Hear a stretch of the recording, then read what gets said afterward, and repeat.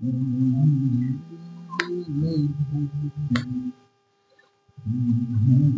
बेटा, एक क्वेश्चन और है, स्टार्ट करते हैं। From a point on the ground, the angles of elevation of the bottom and the top of a transmission tower fixed at the top of a 20-meter high building are 45 degree and 60 degree respectively. Find the height of the tower. ठीक है, from a point on the ground. देखिए हमारा एक ground, this is the ground, और ground के किसी point से अगर मैं ऊपर बढ़ रहा हूं, from a point on the ground, the angles of elevation of the bottom and the top of a transmission tower fixed at the top of a 20-meter high building. Okay, यहां से देखिए 20 मीटर मेरी high building होगी और 20 metre high building के ऊपर एक tower मैंने फिक्स कर दिया। भाई मैंने क्या फिक्स कर दिया? क्वेश्चन वाले ने फिक्स कर दिया, एक टावर फिक्स कर दिया। तो ये building, this is a tower. Next, are 45 degree and 60 degree. तो ये जो एंगल बनना है ये आपका 45 डिग्री है, और यहां से जो यहां तक एंगल बनना है ये आपका 60 डिग्री है, ये आपका 60 डिग्री है। और इन्होंने बोला कि find the height of the tower. मुझे टावर की हाइट फाइंड करनी है, ये मुझे फाइंड करनी है। ये मैंने एच मान लिया, एच मान लो, एक्स मान लो, ए मान लो, कुछ मान लो। ठीक है, चलिए अब देखिए भाई, मैं कुछ नाम दे रहा हूं। यहां पर मेरा हो गया ए बी सी डी, और कुछ एच अच्छे से लिख देता हूं, वरना समझ में नहीं।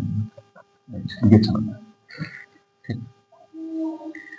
देखिए मुझे टावर की हाइट फाइंड करनी है, ये मेरे पास ऑलरेडी गिवन है। तो सबसे पहले मैं बात कर रहा हूं 1045 की। 1045 मैंने क्यों लिया? क्योंकि ये मेरे पास हाइट है, height and this is the base, this is the base, that's mean A B.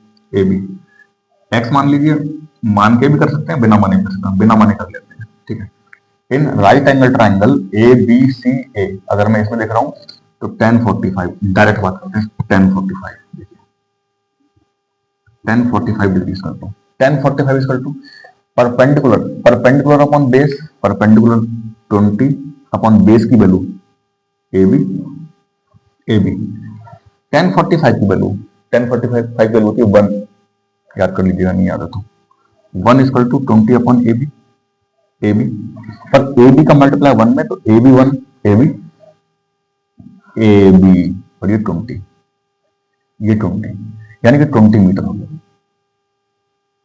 ठीक, 20 मीटर।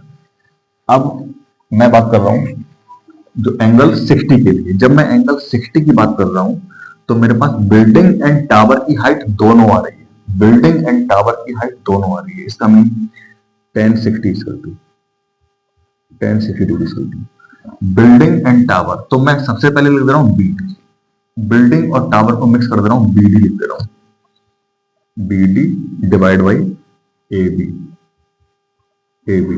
और देखिए बी डी की जब आप वैल्यू देखेंगे, बी डी की जो वैल्यू है वो 20 प्लस एच, 20 प्लस एच, ठीक है, 20 plus H divide by A B.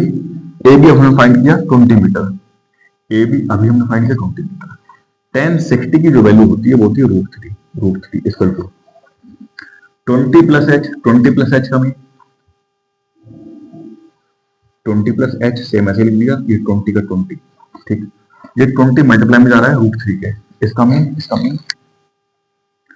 20 plus H equal to 20 √3। बस मैंने इंटरचेंज कर लिया, राइट वाला पोर्शन लेफ्ट में लिख लिया और जो राइट वाला पोर्शन वो लेफ्ट वाला पोर्शन राइट में लिख लिया, ठीक है, राइट वाला लेफ्ट में। अब देखिए 20 प्लस का है, लेफ्ट से मैं शिफ्ट कर रहा हूं राइट में, तो ये आपका h इक्वल टू हो जाएगा 20 √3 माइनस 20, मैं 20 कॉमन ले रहा हूं, तो 20 कॉमन √3 माइनस 1, या तो आंसर यहां पर होगा, ये या तो आंसर यहां पर होगा। अगर ये ऐसे नहीं माने तो √3 का वैल्यू पुट करेंगे 1.732, 1.732 यहां देखा जरा, h इक्वल टू 20 1.732 और ये माइनस का 1, माइनस का 1। सॉल्व कर लीजिएगा, मैं नहीं करूंगा, इट्स काइंड ऑफ बेस्ट। वैसे आंसर नहीं छोड़ दीजिए। ठीक है, आंसर वही छोड़ दीजिए, यहाँ थोड़ा सा और कैलकुलेशन करनी पड़ जाएगी, छोड़िए, आंसर ही छोड़ दीजिए। तो जो मेरी इसकी जो हाइट है वो फाइंड हो गई, ठीक है, इतना मीटर। तो भाई अगर कुछ भी अच्छा लगा हो, लाइक शेयर और कमेंट वगैरह करते रहें।